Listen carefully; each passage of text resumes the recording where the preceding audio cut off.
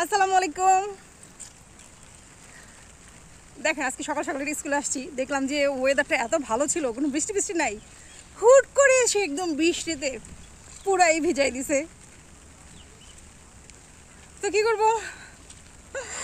দেখেন বৃষ্টি একদম পানি টুপটুপ টুপটুপ। ছাতা তো আছেই আমার সাথে। मैं तो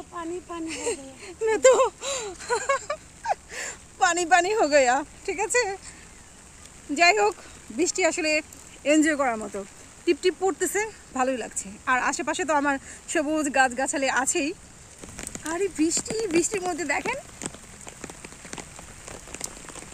ছাতা নিয়ে দুইজন, এই যে একজন লাল পরি, একদম লাল পরি, গোলাপি পরি, সব পরি বৃষ্টিতে ভিজছি আজকে।